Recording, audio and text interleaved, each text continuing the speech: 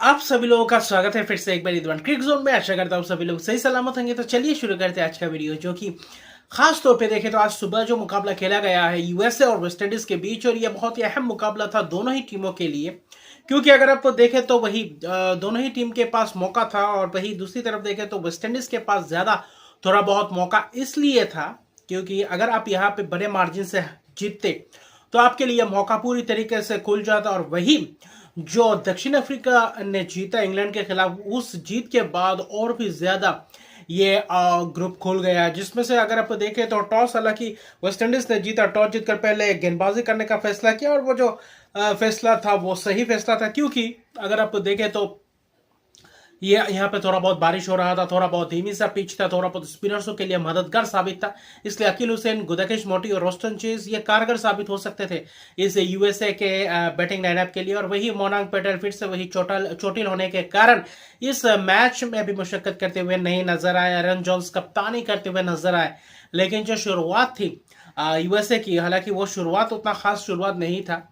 जो शुरुआत में स्टीवन टेलर का विकेट गिरा, और वही पहले ही अगर आप देखें तो विकेट उनका चला गया। फिर देखें तो नीतीश कुमार और एंड्रियस घोष, नीतीश कुमार तीसरे नंबर पे आए और एंड्रियस घोष के साथ मिलकर एक साझेदारी निभाई, जिस साझेदारी लगभग अर्शतकीय पार्टनरशिप आप कह सकते। अच्छा खासा तेज तरार वो पारी था नीतीश कुमार और एंड्रियस घोष जब भी बल्लेबाजी कर रहे थे। Russell, Akeal Hosein, Obed McCoy को अच्छी खासी रन बटोर रहे थे अगर आप देखें तो। लेकिन वहीं पे देखे तो अल्जारी जोसेफ के एक ओवर में जो पावर प्ले का आखिरी ओवर था, वहां पे 16 रन बटोरे थे।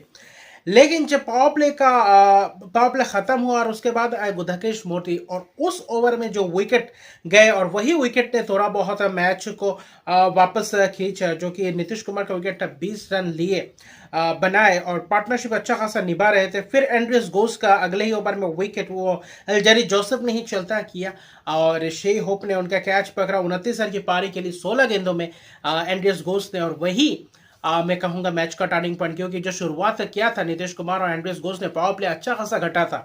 पावर प्ले के बाद जो 2 ओवर में 2 विकेट्स गिरे, उसी ने पूरी तरीके से यूएसए को बैकफुट में धकेल दिया। और एरन जोन्स फिर से एक और बार नाकाम रहे, रोस्टन चेज का शिकार हुए।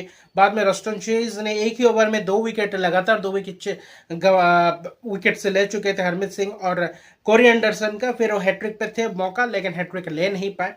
कुल मिलाकर देखें तो पार्टनरशिप से बिल्डअप नहीं हो पाया। अगर उस पार्टनरशिप नीतीश कुमार और वही खासतौर पे देखें तो एंड्रियस घोष के पार्टनरशिप के अलावा बाद में पार्टनरशिप पनप ही नहीं पाया, और जिसके कारण रन से इतना बटोर नहीं पाया, जिसके कारण सिर्फ 128 रन पर समेट गए। 19.5 ओवर का मैच खेल पाए। अगर आप देखें तो पूरे 20 ओवर भी नहीं खेल पाए। बीच में वेंशल क्विक ने 18 रन और मिलिंद कुमार ने 19 रन की पारी खेली, लेकिन थोड़ा बहुत ज्यादा लंबा पारी खेलना चाहिए था। अगर 160-70 के करीब बनाते तो शायद थोड़ा बहुत अपने आप को मौका देते। इसी मैदान में अगर देखें तो बारबाडोस में भारत और अफगानिस्तान के बीच मैच हुआ था। भारत पूरी तरीके से देखें तो सुदृढ़ दिखे नहीं थे, बल्लेबाजी करना मुश्किल से मुश्किल हो रहा था।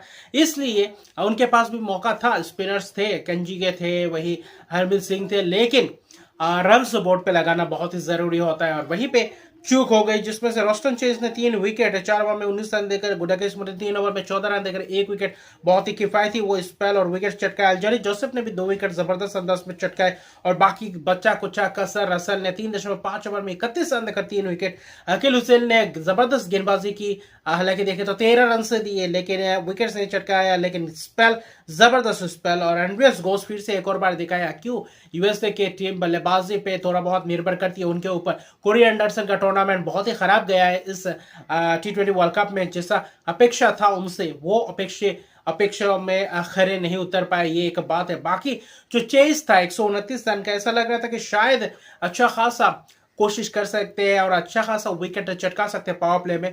लेकिन सौरभ नेत्रावलकर ने जो शुरुआत की, अच्छा खासा स्पेल किया, लेकिन पावर प्ले में अगर आप देखें तो शेई होप को आज मौका मिला। ब्रेंडन किंग खेले नहीं थे। शेई होप ने जो दिखाया, वो जो तगड़ा परफॉर्मेंस करके दिखाया इस मैच में, जो चाहिए था हालांकि चौथे ओवर के बाद, हर एक ओवर के बाद अच्छा खासा बड़े रन आ रहे थे, 10, 11, 15, 16 के करीब रन आ रहे थे। पावर प्ले में अच्छा खासा खटा। हालांकि जॉनसन चार्ल्स और शेई होप के बीच 67 रन के करीब पार्टनरशिप हुआ। पहले पावर प्ले में ही 60 रन के करीब बन चुके थे। अच्छा खासा शुरुआत मिल चुका था वहां पे। बस ये औपचारिकता थी कि क्योंकि अगर आप पावर प्ले पे विकेट्स नहीं चटका पाते तो आप अपने आप को मुश्किलात में पाते, और इसलिए वेस्टइंडीज के पास यह मौका था कि कैसे शुरुआत कर पाते।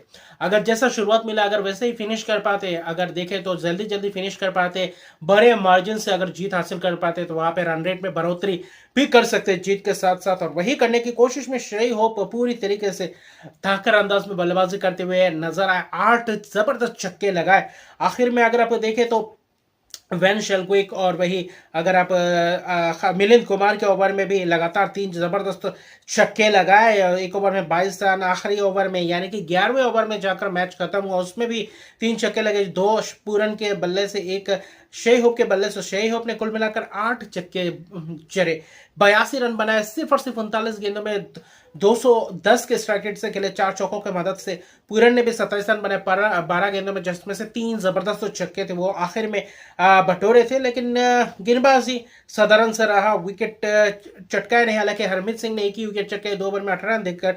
बाकी गेंदबाजों से जो उम्मीदें थी, सौरभ नेत्रवाल से भी उम्मीदें थी कि विकेट चटका कर देते, लेकिन शुरुआत में विकेट नहीं चटकाया। बाकी गेंदबाजों ने भी वो धार देखा नहीं। हालांकि बल्लेबाजों के लिए आखिर में थोड़ा बहुत अच्छा खासा पिच बन गया था, क्योंकि रात में उतना खास स्लो पिच रहता नहीं है, और वहीं पे बारिश भी थोड़ा बहुत हुआ था। लेकिन जिसके तहत देखें तो वेस्टइंडीज ने पूरी तरीके से अरे हाथों लिया यूएसए के गेंदबाजों को, और वही जबरदस्त गेंदबाजी के तहत आखिर में 128 पे रोक पाया, और जिसके तहत 10.5 ओवर में मैच खत्म हुआ। 130 रन बनाए, 1 विकेट के सिर्फ नुकसान।